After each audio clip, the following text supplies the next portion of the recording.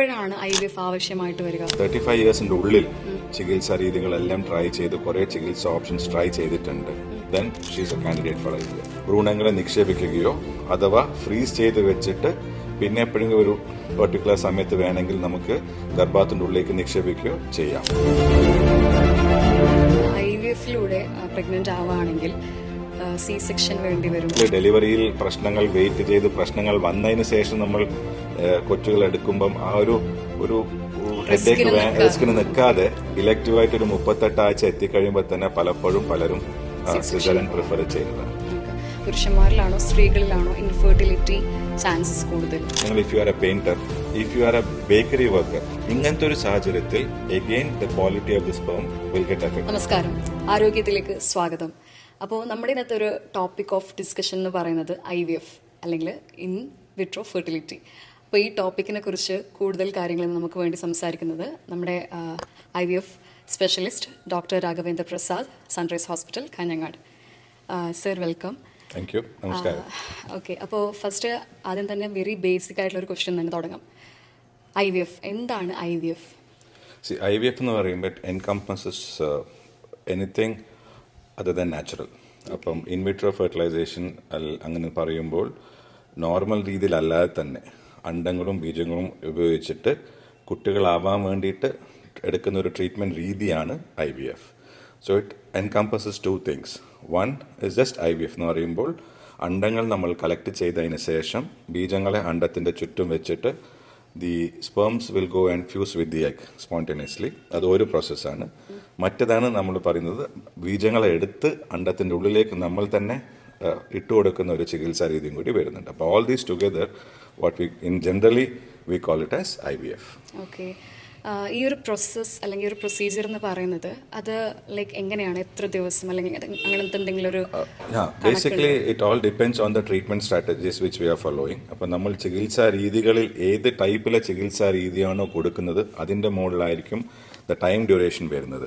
But at the most നമ്മൾ നോക്കിക്കഴിഞ്ഞാൽ ഒരു മെൻസസ് ആയിട്ടുള്ള സെക്കൻഡ് ഡേ സപ്പോസ് നമ്മൾ ട്രീറ്റ്മെന്റ് സ്റ്റാർട്ട് ചെയ്ത് കഴിഞ്ഞാൽ ബൈ അറൌണ്ട് 10 to 13 days ഒരു IVF-ന്റെ ആ മെയിൻ പ്രൊസീജിയർ പറയുമ്പോൾ നമ്മൾ എഗ് പിക്കപ്പ് എന്ന് പറയും.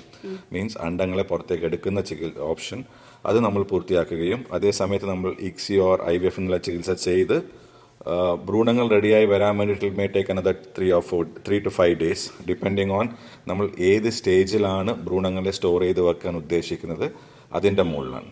അത് ചെയ്തതിന് ശേഷം give or take 3 to 5 days again ആ സമയത്ത് നമുക്ക് ഭ്രൂണങ്ങളെ നിക്ഷേപിക്കുകയോ അഥവാ ഫ്രീസ് ചെയ്ത് വെച്ചിട്ട് പിന്നെ എപ്പോഴെങ്കിലും ഒരു പെർട്ടിക്കുലർ സമയത്ത് വേണമെങ്കിൽ നമുക്ക് ഗർഭാത്തിൻ്റെ ഉള്ളിലേക്ക് നിക്ഷേപിക്കുകയോ ചെയ്യാം.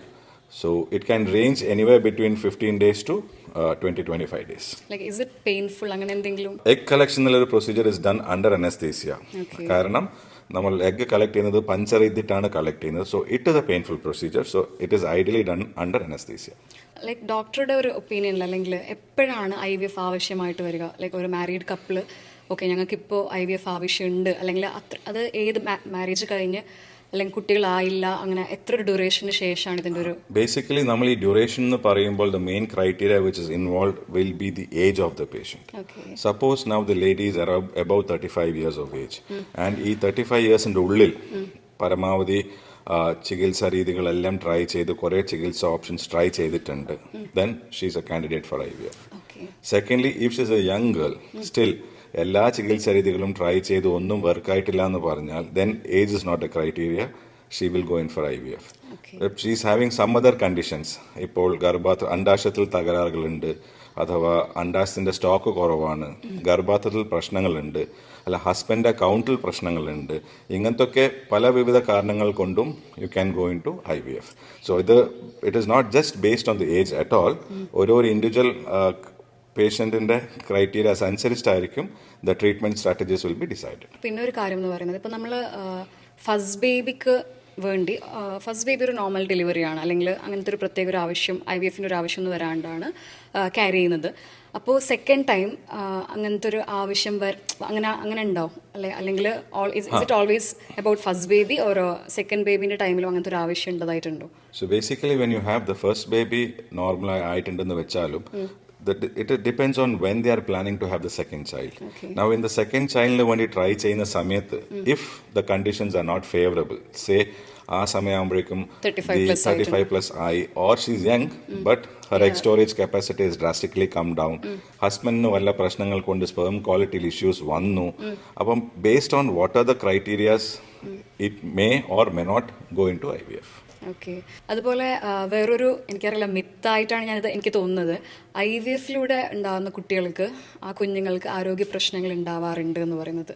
അത് എത്രത്തോളം ശരിയാണ്, അല്ലെങ്കിൽ അത് ശരിയാണോ? ഗർഭിണി ആയിക്കഴിഞ്ഞാൽ കോമൺ ആയിട്ട് നമ്മൾ IVF-ൽ കാണുന്ന പ്രശ്നങ്ങൾ എന്താ പറഞ്ഞാൽ, ഒന്ന്, കുട്ടികൾ ചിലപ്പം ഡേറ്റിന് മുന്നേ പ്രസവിച്ചേക്കാം. IVF-ൽ കാരണം അത് പറയാനുള്ള കാരണം എന്താ പറഞ്ഞാൽ, IVF-ൽ ചിലപ്പം നമ്മൾ ഒന്നിലധികം പ്രഗ്നൻസീസ് വയറ്റിലുണ്ടായേക്കാം, മേ ബി ട്വിൻസ് ആയേക്കാം, ട്രിപ്ലെറ്റ്സ് ആയേക്കാം. അപ്പോൾ IVF-ൽ പ്രഗ്നന്റ് ആയിക്കഴിയുമ്പോൾ ചിലപ്പം അമ്മയിലൂടെ അമ്മക്ക് പ്രഷറോ ഷുഗറോ വല്ല പ്രശ്നങ്ങൾ വന്നിട്ടുണ്ടെങ്കിൽ അതിനെക്കൊണ്ട് ചിലപ്പം പ്രിമച്ചറായിട്ടുള്ളൊരു ഡെലിവറി ആക്കേണ്ട ഒരു സാധ്യതകൾ വന്നേക്കാം. അങ്ങനത്തെ ഒക്കെ പ്രശ്നങ്ങളാണ് നമ്മൾ കൂടുതലായിട്ട് കാണാറ്. അപ്പം IVF-ന്റെ ബേബീസ് എന്ന് പറയുമ്പം യൂഷ്വലി ക്യാൻ ബി, ഇത് പറഞ്ഞ പോലെ വളർച്ച ഒരു വേഗം ഡെലിവറി ആവുന്ന കുട്ടികളായേക്കാം. ചില കണ്ടീഷൻസിൽ it can be large for date, കുറച്ചും കൂടി സൈസ് വലുതായ കുട്ടികളായേക്കാം.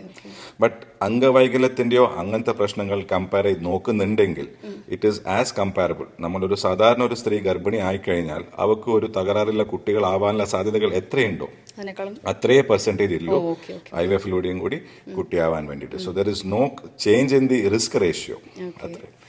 പിന്നെ ഇപ്പോൾ സർ പറഞ്ഞ പോലെ there are chances for twins and triplets ഞാൻ കേട്ടിട്ടുണ്ട്. IVF-ലൂടെ ആണെങ്കിൽ കുറച്ചും കൂടി ചാൻസ് കൂടുതലാണെന്നുള്ളത്, അത് ശരിയാണ്? It all depends. നമ്മളിപ്പോൾ എത്ര ഭ്രൂണങ്ങളാണ് നിക്ഷേപിക്കുന്നത് അതിന്റെ മുകളിലായിരിക്കും കാര്യങ്ങൾ വരുന്നത്. ഇപ്പോഴത്തെ നിയമപ്രകാരം നമുക്ക് മാക്സിമം പോയി കഴിഞ്ഞാൽ 2 അഥവാ 3, അതിനപ്പുറം യൂഷ്വലി അത്രയും ഭ്രൂണങ്ങൾ നിക്ഷേപിക്കാറുള്ളൂ. ഇപ്പോൾ വേൾഡ് ഓവർ പീപ്പിൾ നമ്മളിപ്പം we are migrating to single embryo transfer. But നമ്മളുടെ ഇന്ത്യൻ സർക്കംസ്റ്റാൻസിൽ വി ആർ സ്റ്റിൽ 2 എംബ്രിയോസ് ചിലപ്പോൾ നിക്ഷേപിക്കും. ഇപ്പം ഈ 2 ഭ്രൂണങ്ങൾ നിക്ഷേപിച്ച് കഴിയുമ്പോൾ ചിലപ്പം ഈ 2ഉം പിടിച്ചു കഴിഞ്ഞാൽ ട്വിൻസ് ആവും. ഈ 2 നിക്ഷേപിച്ചതിന് ശേഷം 2ൽ ഒരെണ്ണം ഡിവൈഡ് ആയി കഴിഞ്ഞാൽ ട്രിപ്ലെറ്റ്സ് ആവും. അത് നിക്ഷേപിച്ചു ഇതും ആവും. ബട്ട് 2ഉം പിടിച്ചിട്ടില്ലെങ്കിൽ പ്രഗ്നൻസി ആവണമെന്നും ഇല്ല. സോ ഹയർ ഓർഡർ പ്രഗ്നൻസീസ് എപ്പോഴും നമ്മൾ IVF ചെയ്യുമ്പം എക്സ്പെക്ട് ചെയ്യേണ്ടതാണ്. അതുപോലെ മറ്റൊരു ഡൗട്ടാണ്, IVF-ലൂടെ പ്രഗ്നന്റ് ആവുകയാണെങ്കിൽ C സെക്ഷൻ വേണ്ടി വരും, അല്ലെങ്കിൽ നോർമൽ ഡെലിവറിക്കുള്ള ചാൻസസ് കുറവാണെന്ന് കേട്ടിട്ടുണ്ട്. അത് എത്രത്തോളം ശരിയാണ്? നോർമൽ ഡെലിവറിക്കുള്ള ചാൻസ് കുറവില്ല എന്നുള്ളതല്ല. Any woman can have a normal delivery. But ചിലപ്പോൾ എന്താവെന്ന് പറഞ്ഞാൽ നമ്മൾ ഒരു കോംപ്ലിക്കേഷൻ വരാതിരിക്കാൻ വേണ്ടിയിട്ട് ഇലക്റ്റീവായിട്ട് ഒരു മെച്യൂരിറ്റി എത്തിക്കഴിഞ്ഞാൽ തന്നെ നമ്മൾ കുട്ടികളെ പുറത്തേക്ക് എടുക്കാൻ വേണ്ടിയിട്ടാണ് പലപ്പോഴും C സെക്ഷൻ ചെയ്യാറ്. ഇപ്പൊ സുഖപ്രസവം ആവില്ല എന്നല്ല, സുഖപ്രസവം ആവാന്ന് പറയുമ്പോൾ വേദന വരുന്നവരെ നമ്മൾ വെയിറ്റ് ചെയ്യണം. അപ്പോൾ ഓൾറെഡി ഇത്രയെല്ലാം കഷ്ടപ്പെട്ട് ബുദ്ധിമുട്ടുകൾ അനുഭവിച്ച് ഇവര്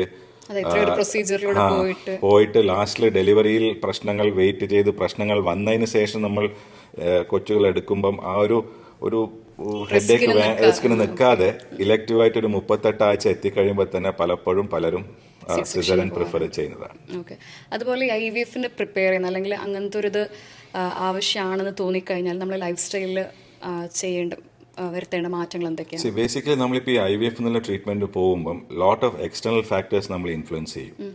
ഇപ്പോൾ ഫോർ എക്സാമ്പിൾ ഇപ്പോൾ ഒരു സ്ത്രീയുടെ കാര്യങ്ങൾ വെച്ച് നോക്കുന്നുണ്ടെങ്കിൽ, കുറച്ച് വെയിറ്റ് അധികമുള്ള ഒരു സ്ത്രീ ആണെങ്കിൽ അവൾ IVF എന്നുള്ള ചികിത്സ രീതിയിലേക്ക് പോകുമ്പോൾ പ്രശ്നം എന്താ പറഞ്ഞാൽ, മരുന്നുകൾ നമ്മൾ സ്റ്റാർട്ട് ചെയ്യുമ്പോൾ തടിയുള്ളവർക്ക് കുറച്ചും കൂടി അധികം ഡോസേജിന്റെ ചിലപ്പം ആവശ്യം വന്നേക്കാം. സെക്കൻഡ്ലി തടി കൂടിയുള്ളവർക്ക് IVF ചെയ്യുമ്പം എഗ്ഗിന്റെ ക്വാളിറ്റിയിലും പ്രശ്നങ്ങൾ വന്നേക്കാം. So basically if you have a very obese lady, തടിച്ച സ്ത്രീ ഉണ്ടെങ്കിൽ നമ്മൾ പറയുന്നത് എന്താ, കുറച്ച് വെയിറ്റ് കുറക്കുക, കുറച്ചതിന് ശേഷം we will plan IVF. Same thing about men. ഇപ്പൊ പുരുഷന്മാരിൽ നമ്മളിപ്പോൾ കേരളത്തിൽ, എസ്പെഷ്യലി കേരളത്തിൽ കോമൺ ആയിട്ട് നമ്മൾ കാണുന്ന 2 പ്രശ്നങ്ങളാണ്. ഒന്ന് പുകവലിയും മദ്യപാനം. ഇത് നമ്മളുടെ സ്റ്റോക്കാണ്. അപ്പം ഇപ്പം ലേറ്റസ്റ്റ് ആയിട്ട് ഡ്രഗ് അബ്യൂസും കൂടി ചിത്രത്തിൽ വരുന്നുണ്ട്. So when you have men നമ്മളടുത്ത് ചികിത്സ IVF-ലേക്ക് വരുന്നുണ്ടെങ്കിൽ, and if they have A history, നല്ല ഭയങ്കരമായിട്ട് പുകവലിക്കുന്ന ആൾക്കാരാണ്, മദ്യപിക്കുന്ന ആൾക്കാരാണ്, അല്ല വല്ലപ്പോഴും ഡ്രഗ്സ് യൂസ് ചെയ്യുന്ന ആൾക്കാരാണെങ്കിൽ we will ask them to refrain from, ഇതെല്ലാം സ്റ്റോപ്പ് ചെയ്യുക, ഒരു 2-3 മാസത്തേക്ക് നിർത്തുക. കാരണം all these are reversible changes. അപ്പം ഒരു 2 to 3 months സ്റ്റോപ്പ് ചെയ്ത് കഴിഞ്ഞാൽ തന്നെ things will get back to normal. അപ്പോൾ IVF എന്നുള്ള പ്രോസസ്സിലേക്ക് നമ്മൾ പോകുന്നുണ്ടെങ്കിൽ and if these are people, ഈ ഹാബിറ്റ്സ് ഉള്ള പുരുഷന്മാരാണെങ്കിൽ, stop it at least till the IVF is over. പ്രായമായ സ്ത്രീകളിൽ എത്രത്തോളം വിജയകരമാണ് IVF? Is it like as same as young women ഓരോ? IVF-ന് മെയിൻ ആയിട്ട് സക്സസ് റേറ്റ് എന്ന് നമ്മൾ ഡിസൈഡ് ചെയ്യുന്നത് will be the quality of the egg. നല്ല എഗ് ആണെങ്കിൽ ഏത് ഏജ് ഗ്രൂപ്പ് ആണെങ്കിലും നമുക്ക് വിജയ കൂടുതൽ കിട്ടുന്നുണ്ടാവും. But as the age advances the quality of the egg goes down. ഇപ്പം എഗ്ഗിന്റെ ക്വാളിറ്റി മോശമായിക്കൊണ്ട് പോകുമ്പോൾ ഭ്രൂണത്തിന്റെ ക്വാളിറ്റിയും എഫക്ട് ചെയ്യാനുള്ള ചാൻസ് ഉണ്ട്. ഭ്രൂണത്തിന്റെ ക്വാളിറ്റി എഫക്ട് ചെയ്യുമ്പോൾ automatically success rates also will go down. So ചെറിയ പ്രായത്തിൽ നമ്മൾ IVF ചെയ്യുമ്പോൾ ഇഫ് എവറിത്തിങ് ഇസ് ഗുഡ്, ഇപ്പോൾ സപ്പോസ് ഒരു നല്ല ഭ്രൂണങ്ങൾ തന്നെ ആണെങ്കിൽ ദെൻ ദ യുട്രസിന്റെ ചിത്രം വരും. യുട്രസിന് ഒരു തകരാറുകളും ഇല്ലെങ്കിൽ success rate is always good. യുട്രസിൽ വല്ല പ്രശ്നങ്ങൾ കാണുന്നുണ്ടെങ്കിൽ again the success rate gets affected. പിന്നെ there is one condition what we call as recurrent implantation failure. പറഞ്ഞാൽ എല്ലാം നല്ലതാണെങ്കിൽ എത്ര പ്രാവശ്യം നമ്മൾ ട്രാൻസ്ഫർ ചെയ്താൽ പോലും ഗർഭം നമുക്ക് സക്സസ് കിട്ടാറില്ല. So that is one set of patients. അത് ട്രീറ്റ് ചെയ്യാൻ ഭയങ്കര ബുദ്ധിമുട്ടായിരിക്കും. സർ, വേറൊരു കാര്യം എന്ന് പറയുന്നത്, ഇപ്പോൾ നമ്മൾ ഫസ്റ്റ് ഡെലിവറി IVF-ലൂടെയാണ് ഉണ്ടാവുന്നത്. അപ്പോൾ സെക്കൻഡ് ഡെലിവറിയുടെ ടൈമിലും അല്ലെങ്കിൽ സെക്കൻഡ് പ്രഗ്നൻസി പ്ലാൻ ചെയ്യുമ്പോഴും IVF നെസസറി ആണോ? ഫസ്റ്റ് പ്രഗ്നൻസി IVF എന്തുകൊണ്ടാണ് ആയത്, അതിൻ്റെയാണ് മെയിൻ പോയിന്റ് വരുന്നത്. If the indication is unexplained factor, in the sense ഭർത്താവും ഭാര്യയും എല്ലാം നോർമലാണ്, ബട്ട് കുറേ ട്രൈ ചെയ്തിട്ടും കുട്ടികളായിട്ടില്ല, അതിനുശേഷമാണ് IVF ചെയ്തെന്നൊരു കണ്ടീഷൻ വന്നിട്ടുണ്ടെങ്കിൽ they can always again try normally. കാരണം ഒരു പ്രാവശ്യം IVF ആയി കഴിഞ്ഞാൽ പിന്നെ വീണ്ടും IVF തന്നെ വേണമെന്നൊരു നിർബന്ധമില്ല.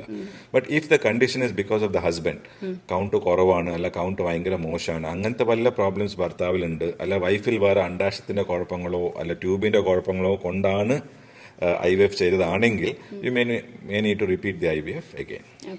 അതുപോലെ ഈ IVF 100% സക്സസ്ഫുൾ ആണോ? എത്രത്തോളം ഒരു സക്സസ് റേറ്റ് അതിനുണ്ട്? ബേസിക്കലി നമ്മൾ ഈ IVF എന്നുള്ള ട്രീറ്റ്മെന്റ് ചെയ്യുമ്പോൾ എപ്പോഴും we have to remember one thing, it is not foolproof. In the sense IVF ചെയ്താൽ ഇനി ഗർഭിണി ആവുന്നില്ലതല്ല പോയിന്റ്. കാരണം IVF ചെയ്താലും അതിന്റെ സക്സസും ഫെയിലിയർ റേറ്റ്സ് ഉണ്ട്. So success rates what we say for IVF is around 40 to 60%. അതിന്റെ അർത്ഥം എന്താണ്? 40 to 60% of the people IVF ചെയ്താലും ഗർഭിണി ആവില്ല എന്നാണ് അതിന്റെ അർത്ഥം. അപ്പൊ ഇങ്ങനെ ഫെയിലിയർ റേറ്റ് വന്നു കഴിഞ്ഞാൽ അതിനപ്പുറം വേറെ ട്രീറ്റ്മെന്റ് ചികിത്സകളില്ല. സോ വാട്ട് വി സീസ്, ഒരു പ്രാവശ്യം ഫെയിലിയർ ആയി കഴിയുമ്പോൾ will have to sit, assess why it failed. എന്തെങ്കിലും റെക്ടിഫയബിൾ ഫാക്ടേഴ്സ് ഉണ്ടെങ്കിൽ നമ്മൾ റെക്ടിഫൈ ചെയ്തിട്ട് will have to try again. Try and try till you succeed. So IVF-ന് അപ്പുറത്തേക്ക് ഒരു ട്രീറ്റ്മെന്റ് ഇല്ല as of now. IVF ICSI എന്ന് പറയുന്നുണ്ടെങ്കിൽ ഇറ്റ് ഇസ് ഇൻഫെർട്ടിലിറ്റി ചികിത്സകളിലെ ലാസ്റ്റ് സ്റ്റെപ്പാണ് അത്. ഇപ്പം അതിൻ്റെ ശേഷം ട്രീറ്റ്മെന്റ് മൊഡാലിറ്റീസ് ഇല്ല. ഇതേ ചികിത്സകളിൽ ചെറിയ ചെറിയ ട്വീക്സും മോഡിഫിക്കേഷൻസ് വരുത്തിയിട്ട് will have to try again. ഇപ്പോൾ ഒരു നോർമൽ കപ്പിൾ കല്യാണം കഴിഞ്ഞ് എപ്പോഴാണ് നമുക്ക് ഒരു IVF അല്ലെങ്കിൽ ഇങ്ങനത്തെ ഒരു പ്രഗ്നൻസി റിലേറ്റഡ് ട്രീറ്റ്മെന്റ് ആവശ്യം എന്ന് തോന്നുക? കാരണം എപ്പോഴാണ് അത് എടുക്കേണ്ടതായിട്ടുള്ളത്? Suppose it's a young couple, in the sense കല്യാണം കഴിഞ്ഞു, ഷീസ് 20 or whatever. അങ്ങനെയാണെങ്കിൽ നമ്മൾ യൂഷ്വലി പറയുന്നത് എന്താ പറഞ്ഞാൽ, കല്യാണം കഴിഞ്ഞിട്ട് ഒരു കൊല്ലെങ്കിലും എല്ലാ മാസങ്ങളിലും കുട്ടികളാവാൻ വേണ്ടി ട്രൈ ചെയ്തിട്ടും കുട്ടികളായിട്ടില്ലെങ്കിലാണ് പ്രഗ്നൻസിക്കുള്ള ട്രീറ്റ്മെന്റിലേക്ക് പോകേണ്ടത്. ഒരു വർഷം. And suppose she is above 35, ആ time duration goes down to 6 months. So 6 months നിങ്ങൾ ആക്റ്റീവായിട്ട് ട്രൈ ചെയ്തിട്ടും കുട്ടികളായിട്ടില്ലെങ്കിൽ you are a candidate for treatment. But suppose you have got married at 18 or 19, ഇപ്പോഴത്തെ റൂൾസ് പ്രകാരം അൺടിൽ ഷീ ക്രോസസ് 21 years നമുക്കൊരു ചികിത്സയും കൊടുക്കാൻ പറ്റും. ഓക്കെ. അതുപോലെ ആരിലാണ്, ലൈക്ക് പുരുഷന്മാരിലാണോ സ്ത്രീകളിലാണോ ഇൻഫെർട്ടിലിറ്റി ചാൻസസ് കൂടുതൽ? ബേസിക്കലി ഇൻഫെർട്ടിലിറ്റി എന്ന് പറയുമ്പം 40-40 ആണ്. 40 in men, 40 in women. 20% of the times it's unexplained. So ഈ സ്ത്രീകളിൽ ഇൻഫെർട്ടിലിറ്റി എന്ന് പറയുമ്പോൾ or in the couple when you say one of the commonest criteria നമ്മൾ നോക്കുന്നത് സെക്ഷൽ ഇഷ്യൂസ് ആയിരിക്കും. അപ്പം പലപ്പോഴും അവരുടെ സെക്ഷുവൽ ലൈഫ് കറക്റ്റ് ആവാത്തത് കൊണ്ട് കുട്ടികളാവാനുള്ള ബുദ്ധിമുട്ടുകൾ വന്നേക്കാം. When you look at the girl alone it can, ഇപ്പം നമ്മൾ താഴെ നിന്ന് മുകളിലോട്ടേക്ക് പോകുമ്പോഴേക്കും it can be either from the uterus. ഇപ്പം യൂട്രസിൽ ഇൻഫെർട്ടിലിറ്റി കോസ് ചെയ്യണമെങ്കിൽ ഒന്ന് യൂട്രസിലെ ഷേപ്പിൽ വല്ല തകരാറുകൾ ഉണ്ടാവണം. അപ്പോൾ യൂട്രസിന്റെ ഷേപ്പിൽ തകരാറുകൾ എന്ന് പറയുമ്പോൾ ഇറ്റ്സ് എ ബർത്ത് ഡിഫക്റ്റ്. അപ്പോൾ ഗർഭാത്രത്തിൽ തകരാറുകൾ കൊണ്ട് കുട്ടികളുടെ ആവാനുള്ള ബുദ്ധിമുട്ടുകളായേക്കാം. ഈ ഗർഭാത്രത്തിൽ തന്നെ തടിപ്പോ മുഴകളോ ഉണ്ടായിക്കഴിഞ്ഞാലും കുട്ടികളാവാൻ ബുദ്ധിമുട്ടായേക്കാം. സംടൈംസ് ഗർഭാത്തിന്റെ ഉള്ളിൽ ചില എക്സ്ട്രാ ഫിറ്റിങ്ങൾ വരാം, പോളിപ്സ് എന്ന് പറയും, അല്ല സബ്മ്യൂക്കസ് ഫൈബ്രോയിഡ്സ് എന്ന് പറയാം. ഇങ്ങനത്തെ കണ്ടീഷൻസ് ഉണ്ടായിക്കഴിഞ്ഞാലും പ്രഗ്നൻസിക്ക് ബുദ്ധിമുട്ടായേക്കാം. യൂട്രസിൽ നിന്ന് പിന്നെ നമ്മൾ നെക്സ്റ്റ് പോകുന്ന കോമൺ ഓർഗനാണ് ട്യൂബ്. ഈ ട്യൂബ് ഓപ്പൺ ഉണ്ടെങ്കിൽ മാത്രമേ പ്രഗ്നൻസിക്ക് ചാൻസ് ഉള്ളൂ. കാരണം അണ്ടവും ബീജവും രണ്ടും യോജിക്കുന്നത് ട്യൂബിന്റെ ഉള്ളിലാണ്. So if the tube is blocked because of some reason, again കുട്ടികളാവാൻ ബുദ്ധിമുട്ടാണ്. സോ ട്യൂബ് ബ്ലോക്ക് ആവാനുള്ള കാരണങ്ങൾ ചിലപ്പം ട്യൂബർക്കുലോസിസ് ആയേക്കാം, ചിലപ്പം പലതരത്തിലുള്ള ഇൻഫെക്ഷൻസ് കൊണ്ട് ട്യൂബ് ബ്ലോക്ക് ആയെങ്കിലും പ്രശ്നങ്ങൾ വന്നേക്കാം. പിന്നെയാണ് ഓവറീസ് എന്നുള്ള സംഭവം വരുന്നത്. ഈ ഓവറിയിലാണ് ഓവുലേഷൻ കറക്റ്റായിട്ട് നടക്കുന്നില്ല എന്നുണ്ടെങ്കിൽ വീണ്ടും പ്രഗ്നന്റ് ആവാൻ ബുദ്ധിമുട്ടായേക്കാം. അതിലാണ് ഇപ്പം നിങ്ങൾ ചോദിച്ച പോലെ ദ കോമണസ്റ്റ് കണ്ടീഷൻ നമ്മൾ ഇപ്പോഴത്തെ ജനറേഷനിൽ കാണുന്നതാണ് ഈ PCOD എന്നുള്ള സംഭവം. ഈ PCOD എന്ന് പറയുമ്പോൾ എന്താണ്, കുറേ അണ്ടങ്ങൾ ഉണ്ടാവും, ഒന്നും മെച്യൂരിറ്റിയിലേക്ക് പോവില്ല. അപ്പം ഓവുലേഷൻ ഭയങ്കരമായിട്ട് ഡിലേ ആവും. അപ്പം ഇങ്ങനത്തെ ഒരു സാഹചര്യത്തിൽ ഹസ്ബൻഡും വൈഫും ട്രൈ ചെയ്യുന്ന ദിവസങ്ങളിൽ കണക്ക് ശരിയാവില്ല. ബിക്കോസ് നിങ്ങൾ ആ ഓവുലേഷൻ ആവുന്ന ദിവസങ്ങളിൽ ട്രൈ ചെയ്താൽ മാത്രമേ പ്രഗ്നൻസിക്ക് ചാൻസ് ഉള്ളൂ. അപ്പം ഓവുലേഷന്റെ ടൈം, ഫോർ എക്സാമ്പിൾ അതെ, അപ്പൊ ആ കണക്ക് വെച്ച് നിങ്ങളുടെ ഓവുലേഷൻ ടൈം നിങ്ങൾക്ക് കണ്ടുപിടിക്കാൻ പറ്റിയിട്ടില്ലെങ്കിൽ അഗൈൻ പ്രഗ്നൻസിക്ക് ബുദ്ധിമുട്ട് വരും. Then you have the surrounding area in the sense ഇപ്പം അണ്ടാശത്തിൽ വരുന്ന വേറെ ചില പ്രശ്നങ്ങൾ. അപ്പം നമ്മളിപ്പോൾ നെക്സ്റ്റ് കോമൺ ആയിട്ട് നമ്മൾ കാണുന്ന പ്രോബ്ലമാണ് എൻഡോമെട്രിയോസിസ് എന്നുള്ള പറഞ്ഞ ഒരു പ്രശ്നം. അതിനാൽ അണ്ടാശയത്തിൽ രക്തം കെട്ടിക്കിടക്കും ആൻഡ് ചുറ്റുപാടിൽ കൂടി രക്തം കെട്ടിക്കിടക്കും, ഒട്ടിപ്പിടുത്തങ്ങൾ ഉണ്ടാക്കിയെടുക്കും. ആൻഡ് ഇങ്ങനത്തെ ഒരു കണ്ടീഷൻ വരുമ്പോഴും കുട്ടികളാവാൻ കുറച്ച് പ്രശ്നങ്ങൾ ഉണ്ടായേക്കാം. So this is in relation to the woman. Now when we look at the men, പുരുഷരിൽ നമ്മൾ മെയിനായിട്ട് first commonest thing semen analysis നമ്മൾ നോക്കണം. സെമൻ ടെസ്റ്റ് ചെയ്യണം. അപ്പോൾ സെമനിനെ ബാധിക്കുന്ന കാര്യങ്ങൾ എന്തൊക്കെ ആയിരിക്കാം? ഒന്ന്, വാട്ട് നിങ്ങളുടെ ലൈഫ് സ്റ്റൈൽ, നിങ്ങൾ കഴിക്കുന്ന ഭക്ഷണം. പുരുഷന്മാർ തടി കൂടുതലായി കഴിഞ്ഞാൽ സെമൻ ക്വാളിറ്റിനെ എഫക്റ്റ് ചെയ്യും. ബാഡ് ഹാബിറ്റ്സ് ഉണ്ടെങ്കിൽ, ഫോർ എക്സാമ്പിൾ ഞാൻ ലാസ്റ്റ് ടൈം പറഞ്ഞത് സ്മോക്കിംഗ്, ഡ്രിങ്കിങ്, ഡ്രഗ്സ്, ഇതൊക്കെ ഉണ്ടെങ്കിൽ, ഭയങ്കര സ്ട്രെസ്ഫുൾ ലൈഫ്, സ്ലീപ്പ് ഡിസ്റ്റർബൻസ് ഒക്കെ ഉണ്ടെങ്കിലും സെമൻ ക്വാളിറ്റിനെ എഫക്റ്റ് ചെയ്യാനുള്ള പോസിബിലിറ്റി ഉണ്ട്. പിന്നെ ഒരു കോമണസ്റ്റ് ഫാക്ടർ നമ്മൾ കാണുന്നതാണ് എൻവയറമെന്റൽ പൊല്യൂഷൻ എന്ന് പറയാം. കാരണം when you are expose to a very bad environment, automatically semen quality is affected. അപ്പം സെമൻ ക്വാളിറ്റി ഇംപ്രൂവ് ആവും തോറും the chance of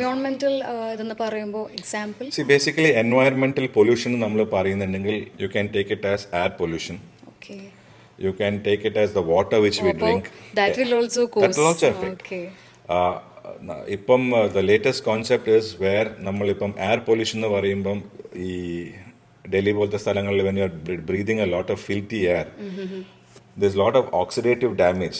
നമ്മുടെ സ്പെർമിന് ഭയങ്കരമായിട്ടുള്ള ഓക്സിഡേറ്റീവ് ഡാമേജ് വരും. And this again will affect the quality of the sperm. For example certain professions, നിങ്ങൾ if you are a painter, ആ പെയിന്റർ കെമിക്കൽസ് കുറേ ഉണ്ടാവും.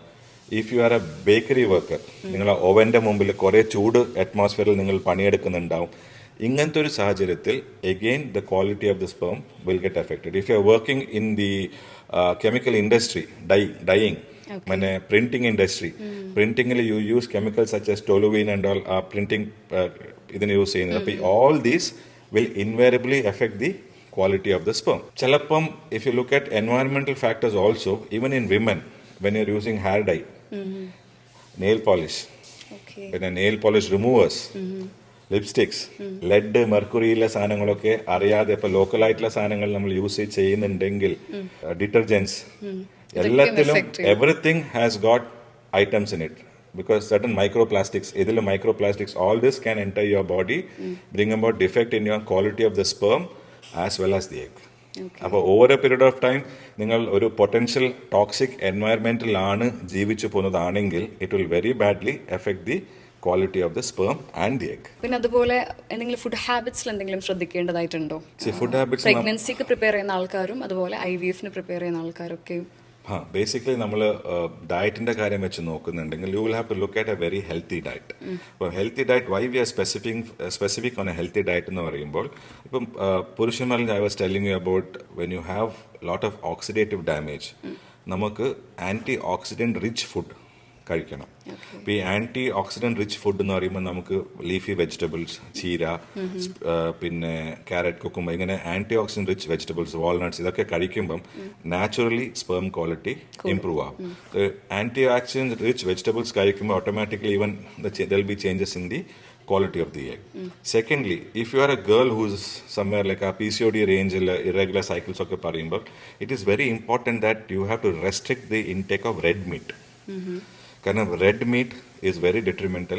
ബീഫ്, മട്ടൺ, ക്രാബ് ഇങ്ങനത്തെ സാധനങ്ങളൊക്കെ വെൻ യു കുറെ കഴിക്കുന്ന ആൾക്കാരാണെങ്കിൽ it will automatically affect the quality of the egg. കാരണം PCOD ഉള്ള ആൾക്കാർക്ക് it creates problems. So if you are a തടിയുള്ള ആളാണ്, PCOD ഇല്ല ആളാണ് ഒക്കെ ആണെങ്കിൽ ഓട്ടോമാറ്റിക്കലി റെഡ് മീറ്റ് കുറയ്ക്കുക. Eat more of vegetables. I mean, chicken and fish is fine, but beyond that, meat has to be under control because you are planning your treatment. ഇപ്പോഴത്തെ food നമ്മുടെ life style രീതി, for example processed food അല്ലെങ്കിൽ junk, അത് എത്രത്തോളം ബാധിക്കുന്നുണ്ടാവും? See, when you again, this is a part of environmental pollution തന്നെയാണ്. കാരണം ഈ processed food എന്ന് പറയുമ്പോൾ നമ്മൾ ഈ പ്രോസസ്ഡ് ഫുഡിനെ സ്റ്റോർ ചെയ്യാൻ വേണ്ടിയിട്ട് കണ്ടെയ്നേഴ്സിലെ ചില ഇതൊക്കെ സാധനങ്ങൾ കിട്ടിയിട്ടായിരിക്കും അവർ സ്റ്റോർ ചെയ്യുന്നത്. അപ്പോൾ ഇങ്ങനത്തെ chemicals do tend to have some effect in the long run. അപ്പം what we call this as ഈ എൻവയറമെന്റൽ പൊല്യൂട്ടൻസിന് ഒരു പ്രത്യേക പേരുണ്ട്. ഓക്കെ, അപ്പോൾ ഇതിൽ എൻഡോക്രൈൻ ഡിസ്റപ്റ്റേഴ്സ് നമ്മൾ പറയും. അപ്പോൾ it is found, for example നിങ്ങളൊരു പ്ലാസ്റ്റിക് വാട്ടർ ബോട്ടിൽ എടുത്തു കഴിഞ്ഞാൽ ഈ plastic water bottle which has been kept in the sun for a long time, കുറേ നേരം സണ്ണിൽ വെച്ച് കഴിഞ്ഞാൽ എക്സ്പാൻഡിങ് കോൺട്രാക്ട് ആവും. അപ്പോൾ എക്സ്പാൻഡിങ് കോൺട്രാക്ട് ആവുമ്പം ഈ പ്ലാസ്റ്റിക്കിലൂടെ ചില chemicals are released into the water and നമ്മൾ ആ വെള്ളത്തിനെ കുടിക്കും. If you are going food വീട്ടിലേക്ക് ഓർഡർ ചെയ്യുമ്പോൾ ഫുഡ് ഗ്രേഡ് പ്ലാസ്റ്റിക് ആണെങ്കിൽ കുഴപ്പമില്ല.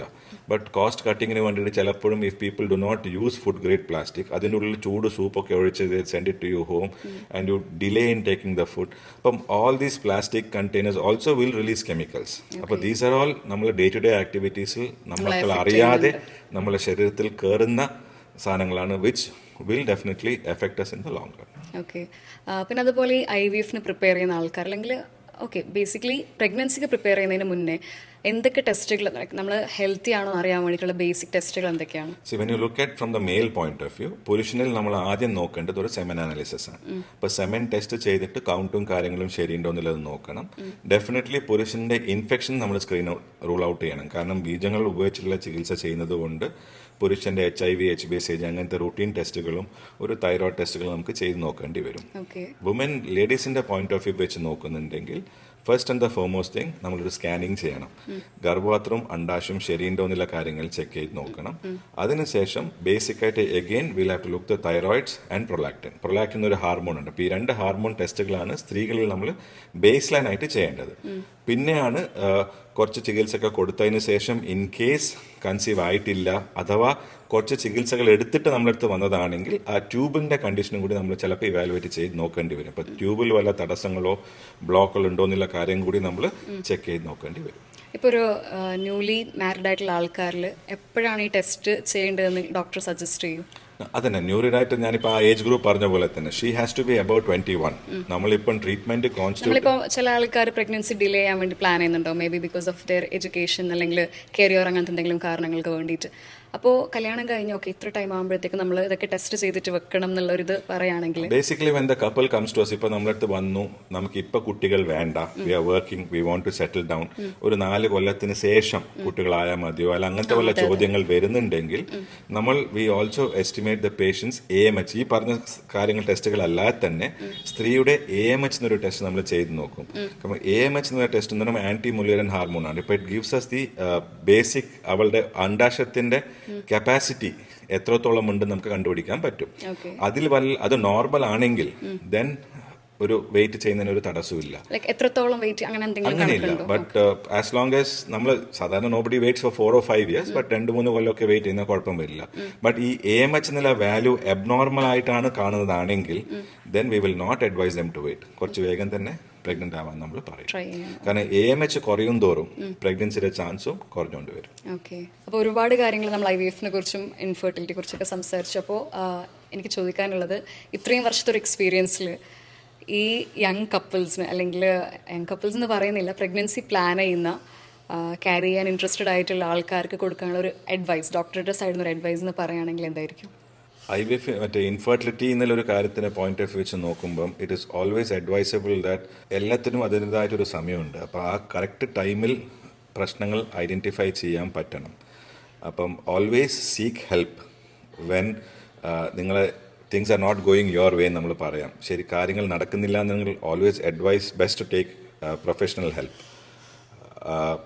ഈറ്റ് ഹെൽത്തി, അവോയ്ഡ് മറ്റേ വേണ്ടാത്ത ശീലങ്ങൾ ഒഴിവാക്കി എടുക്കുക, and have a very healthy and good sexual life. This is very important ഒരു കപ്പിളിന് പ്രഗ്നൻസി അച്ചീവ് ചെയ്യണമെന്നുണ്ടെങ്കിൽ. അപ്പോൾ ഇത്രയും സമയം നമുക്ക് ഇത്രയും ഇൻഫോർമേറ്റീവ് ആയിട്ടുള്ള ഒരുപാട് അഡ്വൈസസും ഇൻഫർമേഷൻസും നമുക്ക് കിട്ടി.